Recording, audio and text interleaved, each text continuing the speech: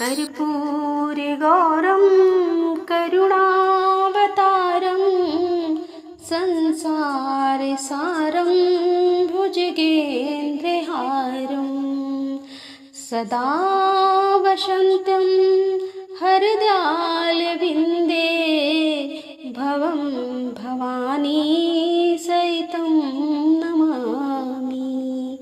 राधे राधे दोस्तों, जय श्री कृष्णा। आपका दिन शुभ और मंगलमय हो।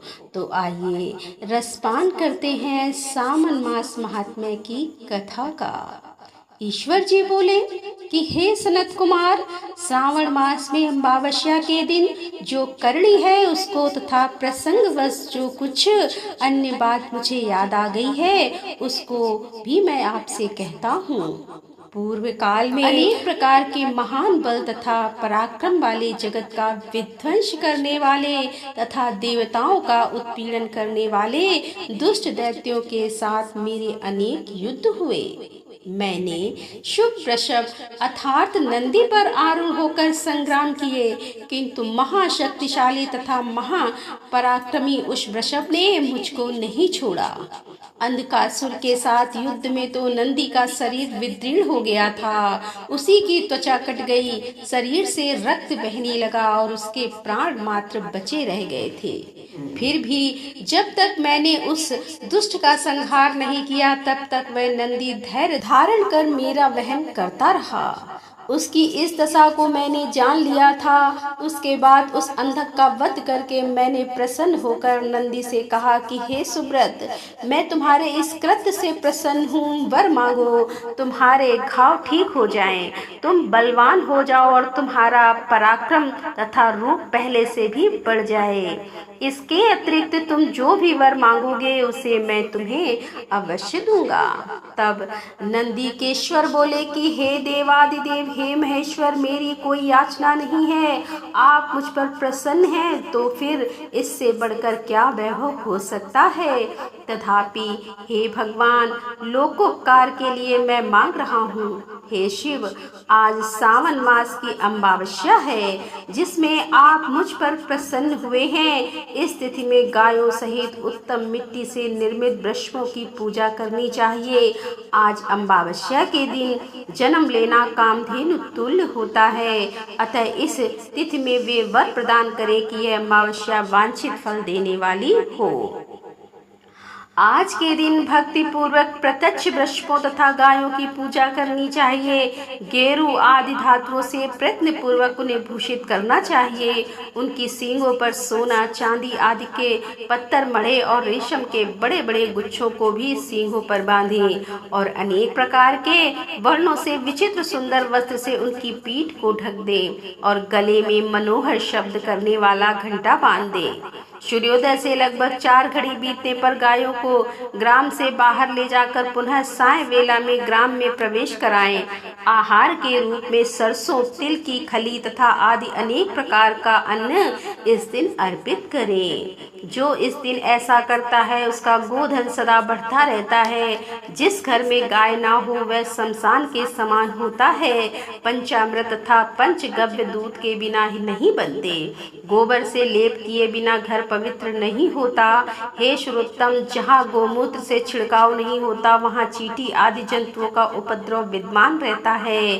हे महादेव, दूध के बिना भोजन का रस ही क्या है। हे प्रभु, यदि आप मेरे ऊपर प्रसन्न हैं तो इन वरों को तथा अन्य वरों को भी मुझे प्रदान कीजिए। हे सनत कुमार, जब नंदी का यह वचन सुनकर मैं बहुत प्रसन्न हुआ। मैंने कहा कि हे वृक्ष श्रेष्ठ, जो तुमने मांगा है सब हो जाए। हे नंदिन, इस दिन का जो अन्य नाम है उसे भी सुनो। जो वृषभ किसी के द्वारा कहीं भी किसी कार्य में प्रयुक्त नहीं किया जाता और तृण खाता हुआ तथा जल पीता हुआ जो शांति पूर्वक विचरण करता है तथा महान वीर व बलशाली होता है उसे पोल कहा जाता है। अतः हे नंदी, उसी के नाम से यह दिन पोला नाम वाला होगा। इस दिन अपने इष्ट बंधुओं के साथ महान उत्सव करना चाहिए।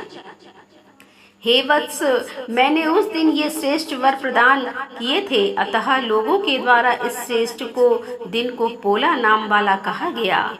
इस दिन सभी कामनाओं को पूर्ण करने वाला वृषभों का महान उत्सव करना चाहिए। और इसके साथ ही अब मैं इस तिथि में किए जाने वाले कुश ग्रहण का वर्णन करूंगा।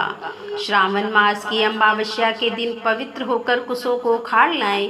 वे कुश सदा ताजे होते हैं, उन्हें बार बार प्रयोग में लाना चाहिए। कुश, कास, यव, तुरवा, उशीर, संगुदक, गेहूं, वीर, मुंज और बलवज में ये 10 दर्भ होते हैं। ब्रह्मा जी के साथ उत्पन्न होने वाले तथा ब्रह्मा जी की इच्छा से प्रकट होने वाले ये दर्भ मेरे सभी पापों का नाश कीजिए और कल्याण कारक होइए। इस मंत्र का उच्चारण करने के साथ ईशान दिशा में मुख करके हु फट मंत्र के द्वारा एक ही बार में कुश को उखाड़ ले। जिनके अग्रभाग टूटे हुए न हो तथा शुष्क न हो, वे हरित वर्ण के कुश श्राद्ध कर्म के योग्य कहे गए हैं। और जड़ रहित कुश देव कार्यों तथा जप आदि में प्रयोग के योग्य होते हैं। 7 पत्तों वाले कुश देव कार्य तथा पित्त कार्य के लिए श्रेष्ठ होते हैं। और मूल रहित तथा गर्भ युक्त अग्रभाग वाले तथा 10 अंगुल प्रमाण वाले 2 दर्भ पवित्रक के लिए भी उपयुक्त होते हैं। ब्राह्मण के लिए 4 कुश पत्रों का पवित्रक बताया गया है और अन्य वर्णों के लिए क्रमशः 3, 2 और 1 दर्भ का पवित्रक कहा गया है। अथवा सभी वर्णों के लिए 2 दर्भों का ग्रंथ युक्त पवित्रक होता है। यह पवित्रक धारण करने के लिए होता है, इसे मैंने आपको बता दिया है। उत्पवन हेतु सभी के लिए 2 दर्भ उपयुक्त होते हैं। 50 दर्भों से ब्रह्मा और 25 दर्भों से विष्टर बनना चाहिए। आचमन के समय हाथ में पवित्रक को नहीं निकालना चाहिए। विकिर के लिए पिंड देने तथा अग्न नौकरण करने के साथ और पात देने से पश्चात पवित्रक का त्याग कर देना चाहिए। दर्भ के समान पुण्यप्रद, पवित्र और पापनाशक कुछ भी नहीं है। देव कर्म तथा पित्त कर्म ये सब दर्भ के अधीन है। उस प्रकार के दर्भों का श्रावण मास की अमावस्या के दिन उखाड़ना चाहिए। इससे इनकी पवित्रता बनी रहती है। और श्रावण मास की अमावस्या का वर्णन क्या किया जाए। हे सनत कुमार, श्रावण मास की अमावस्या के दिन जो कृत्य होता है उसे मैंने कह दिया। श्रावण मास में और भी जो करनी है उसे भी मैं आपसे कहता हूँ। तो श्रोताओं, इस प्रकार श्री स्कंद पुराण के अंतर्गत ईश्वर सनत कुमार संवाद में श्रावण मास महात्म्य में अमावस्या के दिन वृषभ पूजन कुश ग्रहण नामक 26वां अध्याय पूर्ण हुआ। राधे राधे। जय श्री कृष्णा।